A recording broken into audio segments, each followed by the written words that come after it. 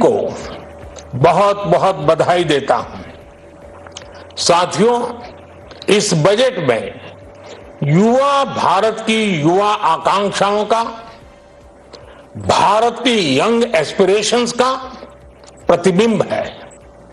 Budget में दो महत्वपूर्ण निर्णय लिए गए हैं। रिसर्च और इनोवेशन पर 1,00,000 करोड़ रुपए का फंड बनाने की घोषणा की गई है। बजट में स्टार्टअप्स को मिलने वाली टैक्स छूट के विस्तार का भी ऐलान किया गया है। साथियों, इस बजट में फिस्कल डेफिसिट को नियंत्रण में रखते हुए कैपिटल एक्सपेंडिचर को 11,11,111 करोड़ रुपए की ऐतिहासिक ऊंचाई दी गई है। अर्थशास्त्रियों की भाषा में कहें तो एक प्रकार से स्वीट स्पॉट है। इससे भारत में 21वीं सदी के आधुनिक इंफ्रास्ट्रक्चर के निर्माण के साथ ही युवाओं के लिए अनगिनत रोजगार के नए अवसर तैयार होंगे।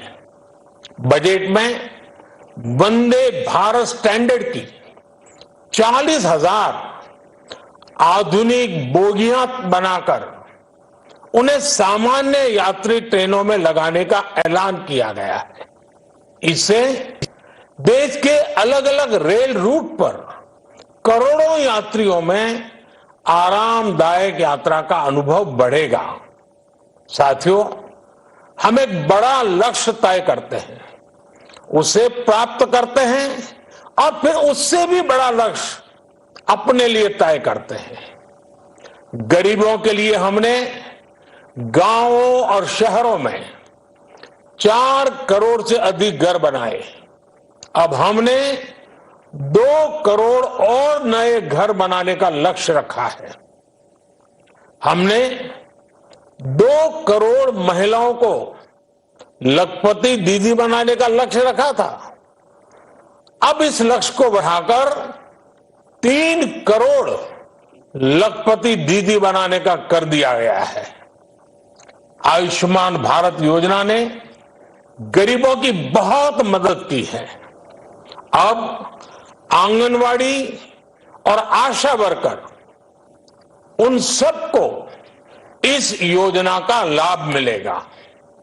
साथियों, इस बजट में गरीब और मध्यम वर्ग को एम्पावर करने, उनके लिए आय के नए अवसर बनाने पर भी बहुत जोर दिया गया है।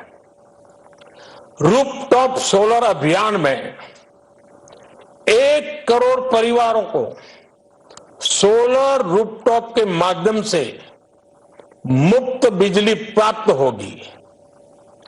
इतना ही नहीं, सरकार को अतिरिक्त बिजली बेचकर लोगों को 15 से 20,000 प्रति वर्ष की आय भी होगी और ये हर परिवार को होगी। साथियों, आज जिस इनकम टैक्स रिविजन स्कीम की घोषणा की गई है, उससे मध्यम वर्ग के करीब 1 करोड़ लोगों को बड़ी राहत मिलेगी। पिछली सरकारों ने सामान्य मानवी के सिर पर दशकों से ये बहुत बड़ी तलवार लटका कर रखी थी। आज इस बजट में किसानों के लिए भी बहुत महत्वपूर्ण और बड़े निर्णय लिए गए हैं। नैनो डीएपी का उपयोग हो, पशुओं के लिए नई योजना हो, पीएम मत्स्य संपदा योजना का विस्तार हो और आत्मनिर्भर ऑयल सीड अभियान हो। इससे किसानों की आय बढ़ेगी और खर्च कम होगा।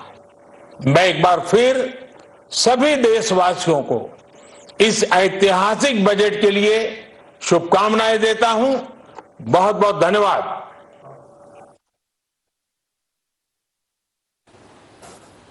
तो आप सुन रहे थे प्रधानमंत्री